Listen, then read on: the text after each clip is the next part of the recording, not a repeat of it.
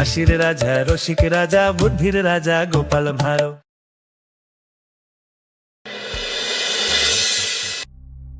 হুজুর, আজ কেমন বোধ করছেন? ভালো না উজির, একটুও ভালো না। জাহাপনা যদি চান কয়েকদিনের জন্য আমরা হাওয়া বদল করে আসতে পারি, এতে জাহাপনা নিজেও সুস্থতা বোধ করবেন।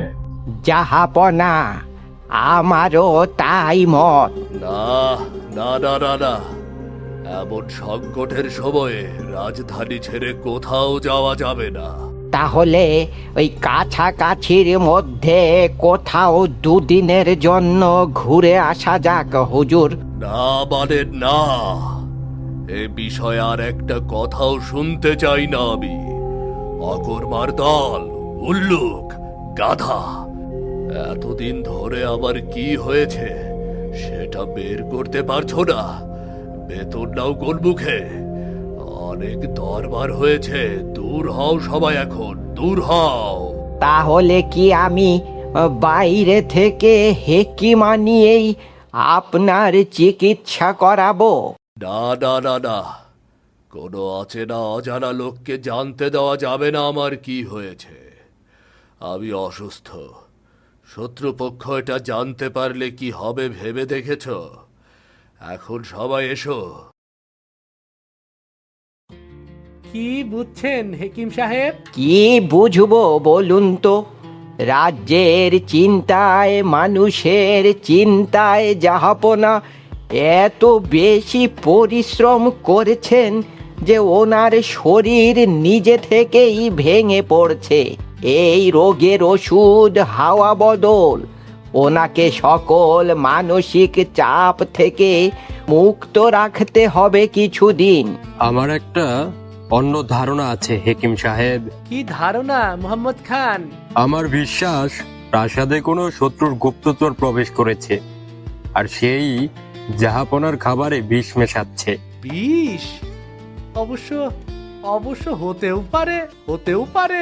আপনারা আমায় চিন্তায় ফেলে দিলেন, কিন্তু জাহাপনার তো নিজস্ব খাদ্য পরীক্ষক আছে। সকল খাবার 3 দফা পরীক্ষা করে তবেই ওনাকে দেওয়া হয়। আপনার ধারণা ভুল উজির সাহেব। অবশ্য তাও আমি পরীক্ষা করে দেখব ওনার শরীরে বিষের কোনো লক্ষণ পাওয়া যায় কিনা। বিজ্ঞানী আবার এ সময় দিল্লি গেল, সে থাকলে আরো ভালোভাবে সবটা পরীক্ষা করা যেত। আমি আর কি বলি বলুন তো? আপনারা বরং জাহাপনাকে রাজি করান। মুর্শিদাবাদের বাইরে কাছাকাছি কোথাও থেকে কয়েকদিন ঘুরে এলেই উনি সুস্থ হয়ে যাবেন। উনি কি এখন যেতে রাজি হবেন? নদিয়া খুবই স্বাস্থ্যকর এবং নিরাপদ জায়গা। সেখানে রাধা কৃষ্ণচন্দ্রের প্রাসাদটাও বেশ মনোরম, ওখানে নিয়ে যাওয়া যেতে পারে। বদরায় আধো বেলার পথ, প্রয়োজনে আসা যাওয়া করতেও অসুবিধা হবে না। আপনি বরং জাহাপনাকে নদিয়া যাওয়ার জন্য রাজি করান।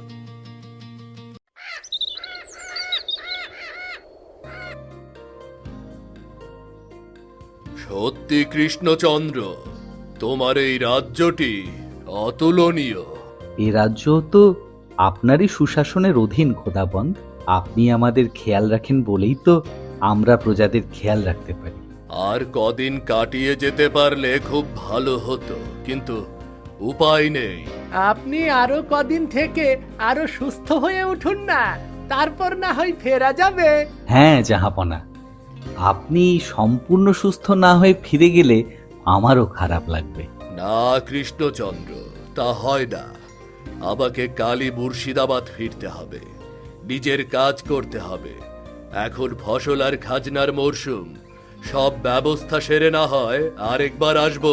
সেসব তো দুদিন পরে করলেও হবে হুজুর। কাফি নেহি, সময়ের কাজ সময়েই করতে হবে। আর নিজে না দেখলে মুদির ব্যবসাও চলে না। একটা সাম্রাজ্য তো দূরের কথা। তবে এখানে এই কদিন সত্যিই ভালো লাগলো। তবে মুর্শিদাবাদ ফিরে গোপালকে আমি চোখে হারাবো। গোপাল, ও গোপাল, তোমার বুদ্ধিমত্তা অতুলনীয়। তোমার গল্পের ভাণ্ডারও অনবদ্য। তোমার প্রতিভা আছে, মানতেই হবে। জাহাপনা নিজে মুখে আমার প্রশংসা করলেন, এতে আমার মন ভরে গেল। তবে কিনা জাহাপনার অশেষ কৃপায় এ কদিন বিরিয়ানি কোরমা খেয়ে খেয়ে অভ্যাস খারাপ হয়ে গেছে হুজুর। হা হতস্যি, কাল থেকে কপালে আবার সেই গিন্নির হাতের থোড় বড়ি খাড়া, খাড়া বড়ি থোড়।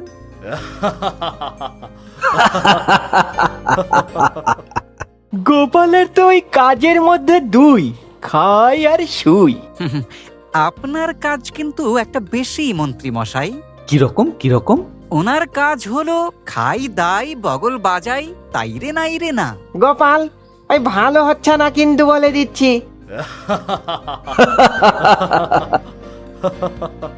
জাহাপনা, আপনার যখন গোপালকে এতই পছন্দ হয়েছে, তখন আমার একটা প্রস্তাব আছে।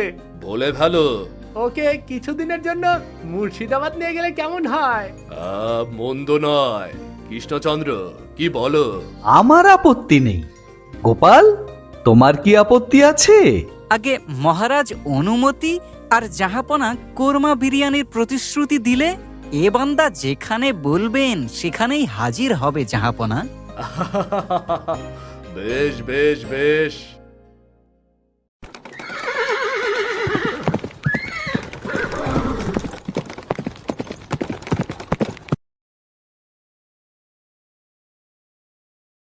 আগে ভারমশাই, আর একটু বিরিয়ানি দিই। ইচ্ছে আছে, কিন্তু আর তো খেতে পারবো না হে। থাক, তুমি বরং আমায় একটু জল দাও। আহ আহ বুঝলে, তোমাদের এখানে জলটা তোমাদের বিরিয়ানির মতোই সুস্বাদু। খেলেই একটু পর পর খিদে পায়। বেশি খাবেন না যেন, তাহলে আবার পেটে বায়ু জমে অম্লশূল হতে পারে। আসলে এই জলের স্বাদ জাহাপনা অনেক পছন্দ করেন বলেই এই জল শুধু রান্না আর খাওয়ার জন্য ব্যবহার হয়, তাও সবাই খেতে পায় না। বটে, তাই জল কোথা থেকে আসে বলো তো? আগে এটা আসে বাগানের ভিতরের একটা কুয়ো থেকে। বুঝলাম। যাই, এবার নবাব বাহাদুরের সঙ্গে একবার দেখা করে আসি।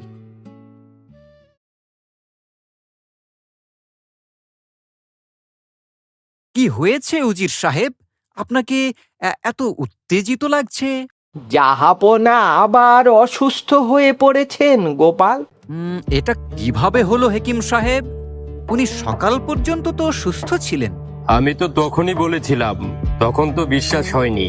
আমারও এখন তাই মনে হচ্ছে, কিন্তু কোনো জানা বিষের লক্ষণই তো পাচ্ছি না। খাবার জল সবই বারবার পরীক্ষা করা হচ্ছে, এমনকি পাত্রগুলো পরখ করে দেখেছি, কিচ্ছুটি নেই। বিষ? বোধ হয় গোপাল তাই হবে। এছাড়া আর তো কোনো যুক্তিসঙ্গত কারণ নেই এই অদ্ভুত অসুখের। চলুন তো একবার জাহাপনাকে দেখে আসি।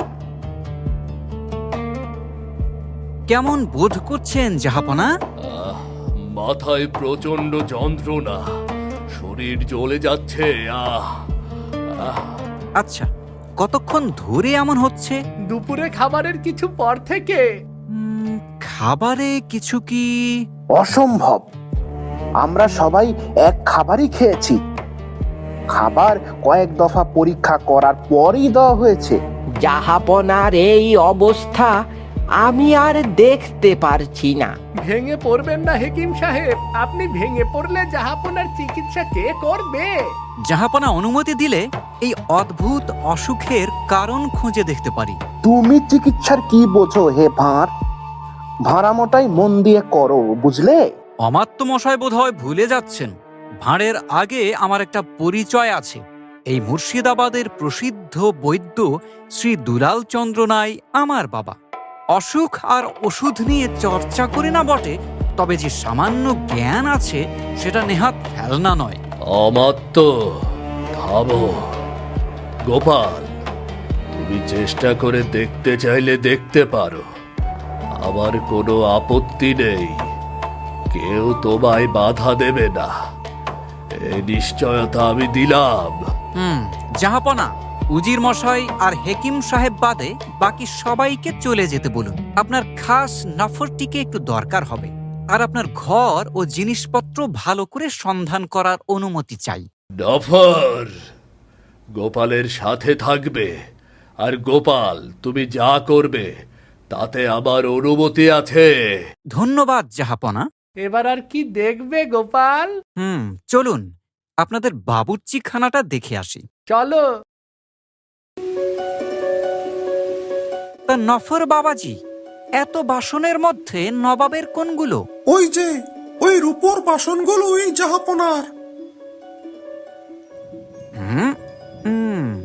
বাহ বাহ, চমৎকার দেখতে, কিন্তু বিশেষ করে এই পান পাত্রটা, এর কারুকাজ দেখে তো মনে হয় এটা বিদেশি।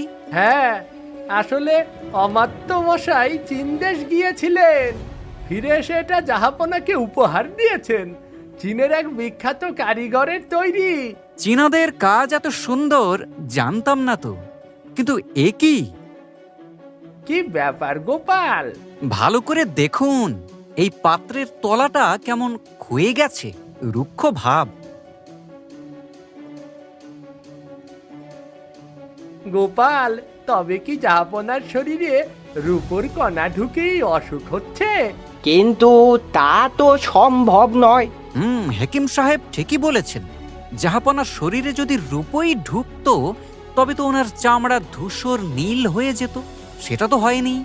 আর জাহাপনার হাতে আর পায়ে দাগ আছে বটে, তবে তা তো কালচে। এ পাত্রের ওজনও রূপোর চেয়ে কিছু কম লাগছে, আর রূপো তো সোনা নয় যে খাদ না মেশালে নরম হবে। আমার বিষয়টা ঠিক লাগছে না। আপনাদের বিজ্ঞানে থাকলে ভালো হতো। এক কাজ করুন উজির সাহেব, আমাদের রাজসভার বিজ্ঞানীকে ডেকে পাঠান, এটা পরিষ্কার করা দরকার। আর হ্যাঁ, কি ব্যাপার গোপাল? এই দেখুন। আরে, এ তো আমাদের। এই চুপ চুপ, এখন চেপে যান, দেয়ালেরও কান আছে। বিজ্ঞানী আসলে খবর দেবেন। আমি সেনাপ্রধান সাহেবকে খবর দিতে চললাম।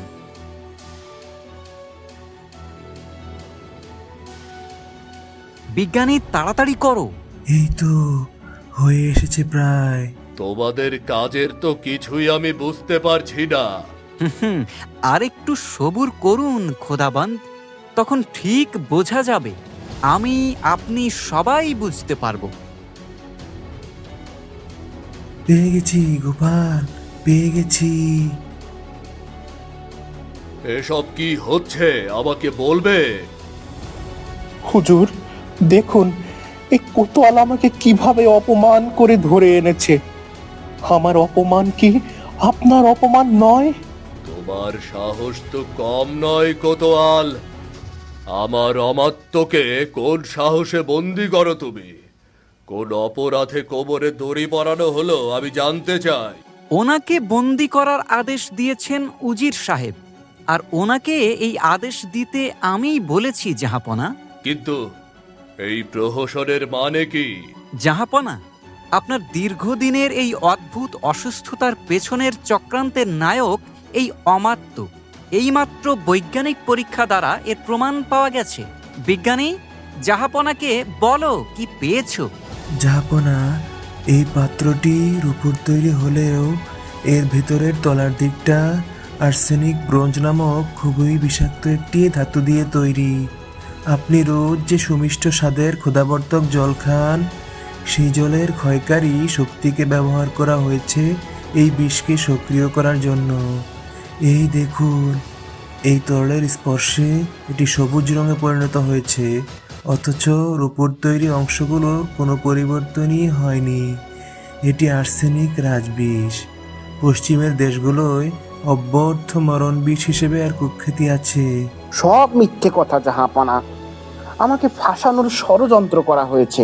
বটে গোপাল, প্রমাণ হাজির করি, কি বলো? নিশ্চয়ই উজির মশাই।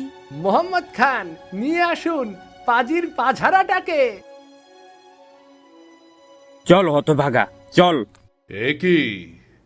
এ যে মুর্শিদাবাদের বিখ্যাত স্বর্ণকার ভোলানাথ শ্যাকরা।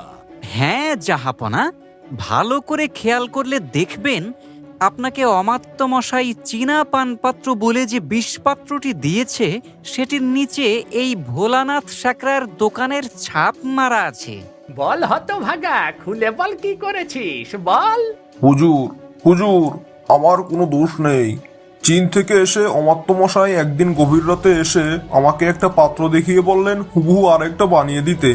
তারপর একটা রূপোর মতো দেখতে ধাতুর পাত নিয়ে বললেন যে গোপনে পাত্রের তলায় ওটা এমনভাবে বসিয়ে দিতে যেন কেউ বুঝতেই না পারে। কাজ করার সময় ওই পাতের গন্ধে দম বন্ধ হয়ে আসতো হুজুর। আমি তখন কাজটা ছেড়ে দিতে চাইলে অমাত্য মশাই আমাকে 100 স্বর্ণমুদ্রার প্রতিশ্রুতি দেন।